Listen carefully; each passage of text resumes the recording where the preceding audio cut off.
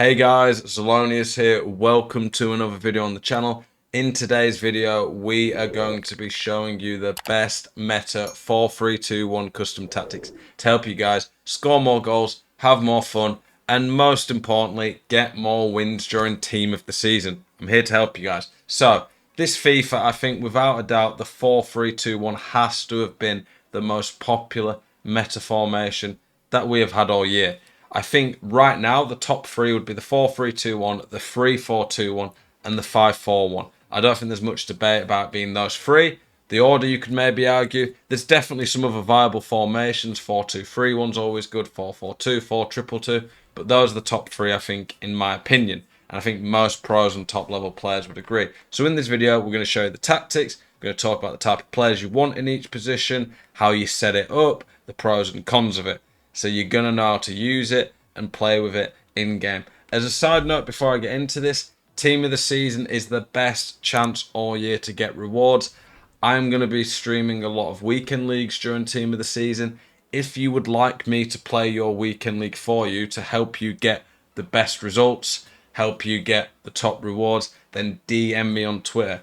This is going to cost money to clarify. I'm not offering to do it for free, but the value it would cost would be a lot better than it would cost you in FIFA points to get similar rewards. So if you're interested, getting me to play your weekend league, you pay me for it, and you get the best rewards in the game, DM me on Twitter, and then we can talk about it.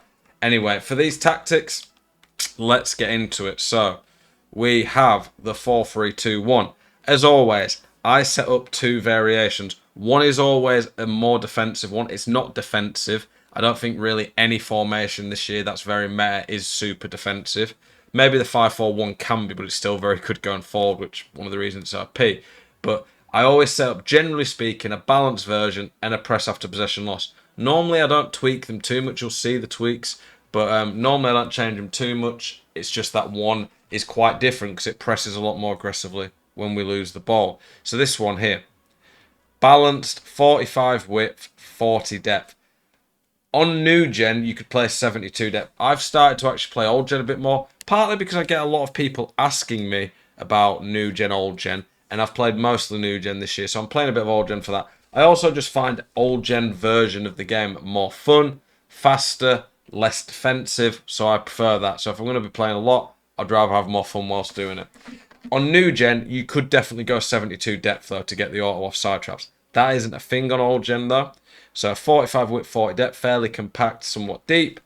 Direct passing is by far the best version of chance creation on this game, in my opinion. Forward runs does work in a few situations for certain formations, particularly like the 4-3-3 fifth variation tactic that I've run this year, where you get the centre mids to bomb forward. This really helps with that. Direct passing, though, is very good, in particular because you're trying to get lots of strikers making runs in behind and pinning teams back. Players in box, nothing crazy. 5 to 7, anywhere around there is pretty viable. Corners, free kicks, honestly, I don't think it makes much of a difference. In terms of the formation, Gvardiol is far from perfect. I'm using the team that I also run the 3-4-2-1 and the 5-4-1 in. So, in terms of that, Gvardiol normally slots in as a centre-back. So this team's far from ideal, but we're going to go for each position and say what you want. In terms of your three strikers, you are going to want pretty similar stats. The most important striker is the middle one. So if you have three attackers and one's clearly a lot better than the others, put him centrally. He's going to be linking up all the play. He's going to get the most chances to score. He's the most important. The outside strikers, more so than the middle one, do need to be fast. You ideally want 99 pace with a chem style, because these guys are going to be stretching teams out wide. They're going to be making lots of runs in behind.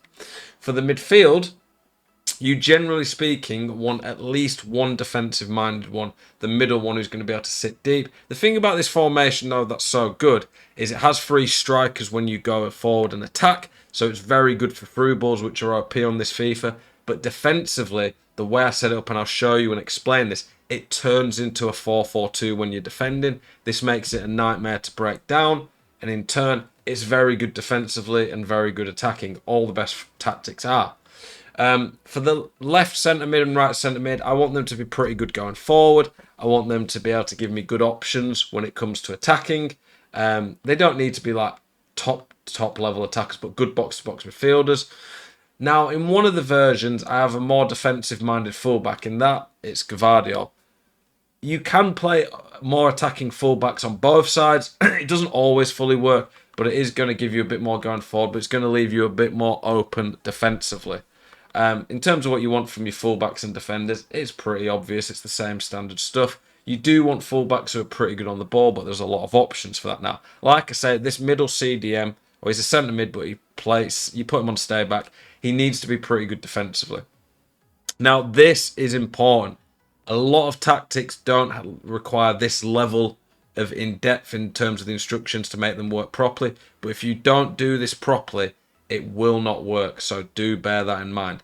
So what you need to do is have two of the attackers, always the central one, but then either the left or right, one of them needs to be on getting behind. So does the middle one. So in this, I've got getting behind on the left and the middle, and then the right is on comeback on defense. Whichever one is on comeback on defense, the opposite centre mid needs to be cover wing. So essentially what happens here is Ozil and Kaká, when you are defending, go to two strikers because they're both on stay forward. It's more the stay forward than the getting behind, to be honest, actually. Yeah, I realise I explained wrong. Come back on defence on one of the forwards, stay forward on the other two. So when you're defending, you two forwards on stay forward will turn into like the two strikers in a 4-4-2. Whichever side that you have on comeback on defence, he will turn into like a right or left mid. So in this, it would be right mid because he's on comeback on defence. If it was Ozil, he'd be like a left mid. And for the opposite centre mid, so for Rooney, the opposite one's the left, which is Davies, you put them cover wing. So Davies would cover the left wing, Rooney covers the right wing, and then the two other centre mids are on cover centre. Generally speaking, I want the striker who's on comeback on defence to be one who's good at defending and has more stamina. So Rooney's better than Ozil for this. And then the middle centre mid is always going to be cover centre. However, if you wanted to swap it around and you wanted Ozil on comeback on defence, you'd have him on comeback, Davies on cover centre, Keane on cover centre, and Goretzka on cover wing. So hopefully that makes sense. But this is very important and vital when it comes to making it defend like a 4-4-2, which is one of the things that makes it so good, because the 4-4-2 is very hard to break down. Generally speaking, some pros run it with one fullback overlapping, giving you more width. Some pros run it with both. The one with both is less solid defensively. The one with one is not as good going forward. So it's up to you. I put stay back on both the defenders, of course. I put stay back on the middle centre mid. I have cover centre on the two centre mids on the side of the striker who goes come back. In this one, I've got Lahm as the attacking fullback, so balanced and overlap, and I've got stay back on the other fullback. However, when it comes to this formation, the more aggressive one, we've got the same instructions for the most part, but on this we've got balanced overlap on both fullbacks. That is the only difference in instructions when it comes to the two variations of the tactic. The tactics are quite different in the sense of you massively up the depth and go press after possession loss, very aggressive.